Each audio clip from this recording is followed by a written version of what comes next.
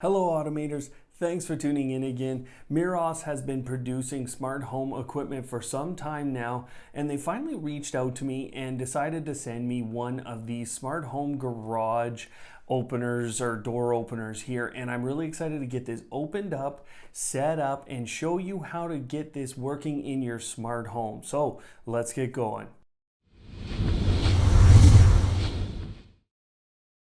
The first thing to tell you about this device is it is a Wi-Fi connection device. So as we open it up, there's a few things in the box. There is a quick installation guide, but to be honest, that's why you're watching this video here.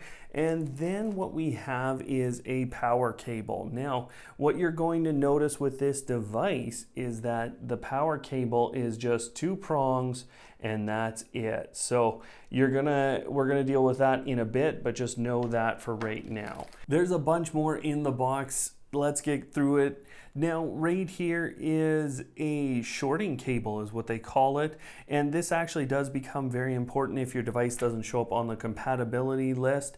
This is part of your sensor to know whether or not the door is actually closed or open. And this giant cable here, actually there's 2 on that. This giant cable right here, these are connecting to basically tell your device that your door is closed and now it would be open in all cases. The other side of this cable, you can see it is just basically a small connector here with the 2 cables in it. This goes directly in the device itself. So you can see lots of different cables that they've given you, and this is actually a control signal cable to your garage door opener. And again, I'll show you how all of these connect as we go through the process. Now, there is another thing in the box, of course.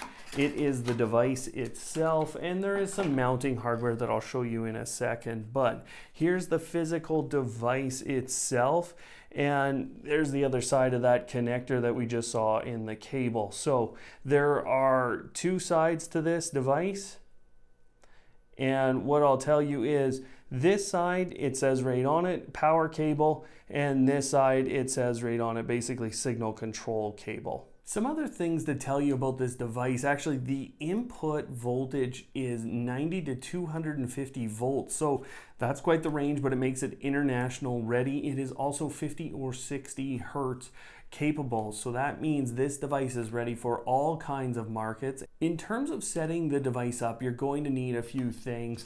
They do give you some mounting hardware, and there's about 4 screws in the bag. I actually didn't need any of those. And they also right here give you some strips, some 3M double-sided tape strips. So you do get a full setup for mounting the device and also for connecting the device throughout your garage setup. Now, a couple more things to show you still yet. This garage door opener, what they tell you to do is actually stick a screwdriver in there and then it opens up. And these are the terminals you're going to be putting your power cable into. On this side, again, they tell you to put a screwdriver in there to just kind of pop it, and I'll show you how I did that in a second. But ultimately, again, you just have 2 terminals here, and that's where you put in your signal control cable. Now, the other big long cable connects in here. This is your garage door opener close sensor, or 1/2 of it, so that's going to connect in here. Now, let me walk you through the application and then the setup that I did in my garage. So I've already set up one of these in my garage, and I just want to walk you through in a step-by-step manner, because obviously everyone's garage is going to be a little bit different, and I'm not going to be able to walk you through your specific details in your garage. But what I will do is give you some of the tips and tricks that I figured out here as I was setting this up and as I was getting it ready in my home. Now, since I have it working, I will tell you this. From a review standpoint, it has worked perfectly. It tells me the signal strength of my Wi-Fi, where it's at. So that really helps you actually diagnose issues. If it's constantly disconnecting, well, you might need a repeater, or you might need to move your router in order to get the signal there. other than that, it's been a really, really positive experience thus far. I've had it here in my home for a few days. So let's get to the actual demo of getting this set up and walking through the application. So let's start with the application itself. You're going to need the Meross application, and like I said, I've already gone ahead, signed in, and you can see the state of my back door garage opener. I actually have 3 in my garage, so I'm going to be setting up 3 of these things over time. Now, what I'll tell you is you do need to go ahead and get yourself signed up for an account with Meross. It's a very simple process. Now, in order to add a new device, let's go ahead and hit the plus, and you can actually scroll down to the bottom of the application here, and there's a smart garage door opener. So this is the MSG100 smart Wi-Fi garage door opener. Now, what they tell you is to basically start a compatibility check. Now, you start with your make and model, and I have Chamberlain's in my home, and then when I went into model, I couldn't actually find my model here. So I went back and I said, nope, I can't find mine in the list. Now, what they tell you right here is very important. So you take your shorting cable, and I had to strip mine down a little bit, so you just need to grab onto that cable, and the shielding is not very strong at all.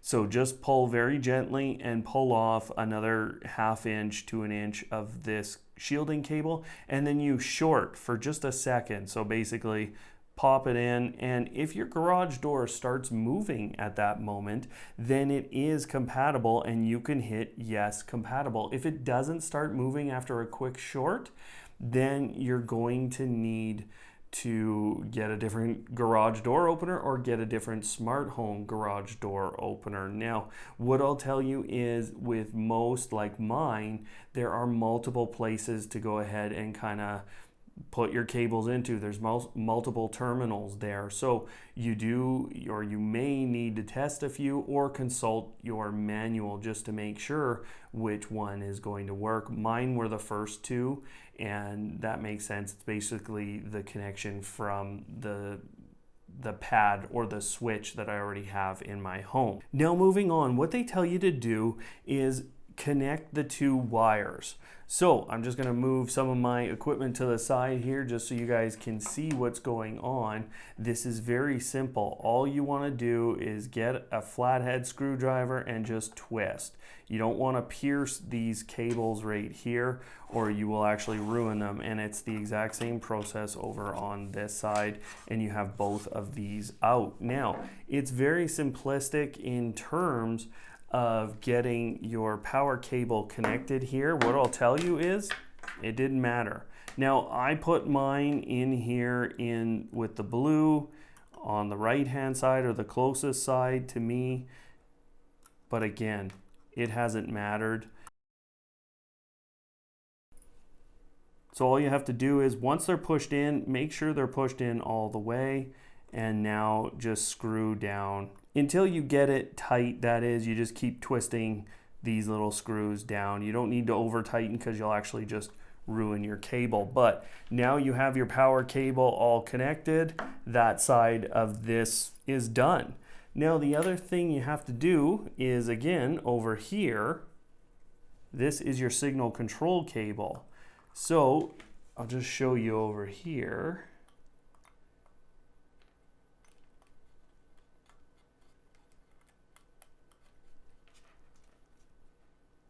So I got those pushed in. Now it's a little hard to see because of this control cable right here, or the cable from our sensor, our smart sensor, but they're just pushed in, and now we're just doing the same thing with the screwdriver where we just twist down these terminals. Essentially, this part of the process is over. You can go ahead and you can put these shells back on if you'd like. You don't have to, but I'm going to put them back on, and I'm also going to connect this part of the device. And what I'll say is make sure it's pushed in the right way, and you do want to hear a click as you push that in. Now I have all 3 of my control cables, my power cables, and my sensor cables all connected in here, and we're ready to move on in the application. So now they say basically power up your device, and then we'll go ahead and get it connected to Wi-Fi. So we're ready to move on. We can see a little blinking light there, and that's actually what they're going to ask us next. So you check the LED light, it needs to be flashing. Otherwise, if it's not, just hit the little notice down below where it says the LED is not blinking amber and green. So hitting next again, and what they want us to do is go to the Wi-Fi settings on our phone and find this device. So I'm just going into Wi-Fi here, and there it is, Meross MGA9C6, and we're just going to connect to that, and you can see the application actually says successfully connected. Come back to the application. Now, which garage door opener is this in your home? You might only have one, so you might just call it garage door opener, but I'm actually going to install this where I park. Now it's asking us if we want to join our home Wi-Fi. You will have to put in your password here, and if it didn't actually find it, you can tap over on this side and go ahead and connect to that Wi-Fi in your home. So now what it's doing is it's connecting this to Wi-Fi, and you're going to see that little orange LED go away on the device, and it really just turn to green and make the connection to your Wi-Fi. So what I'll tell you now is that this device is completely ready. It's on our Wi-Fi, and we're going to go through the installation process here. So let's get started. We just need, what they're telling you, basically some masking tape, a screwdriver, and a step ladder. You will clearly need a step ladder and a screwdriver throughout this process, but this product did actually come with the dual-sided 3M tape, so you don't really need that. So let's get started, and we don't need to look through the contents of the package. We talked about that already.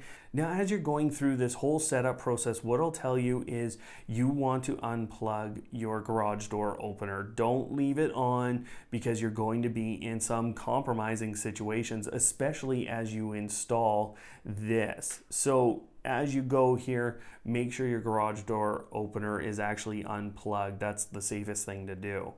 But they want to make sure that your two sensors are now working. So we're going to go ahead and do a test of that here in the application as I hit next.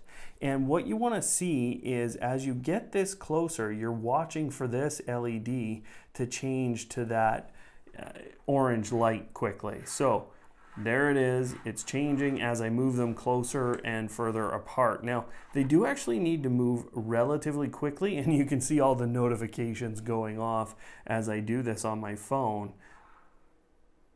So there you have it. So we know that that's working, and we can just tap yes, it works. If it's not working for you, you likely have a problem with this signal cable right here. So now what I'll tell you is you take this device out to where it actually is, and they want you to make sure you at least have 2 or more Wi-Fi bars. So you're looking at your phone itself, and you're going to make sure that there are 2 or more Wi-Fi bars. If you don't have that, you're probably going to want a repeater, and I will tell you that this device will disconnect if you don't have good Wi-Fi strength. So go out there, put your phone near where this device is going to sit, and then check your Wi-Fi strength. Now, mounting your device is relatively simple. You just need to go ahead and put some of the adhesive tape on the bottom of this, and I'll just show you, quite simple. I put on 4 different strips onto mine. You don't need more than that, because likely this is just sitting on the top of your garage door opener. But each person, as I said, is different. So you go ahead and you remove this double-sided tape, and then you go ahead and you stick that. They do tell you make sure you clean it, and obviously that makes a lot of sense here. The other thing to think about is this needs to be close enough to the terminal blocks on your garage door opener, and it has to be able to go into those terminal blocks and make a good connection. So now they want you to go ahead and make that connection physically with these wires right here. Now, a couple more things to tell you about that.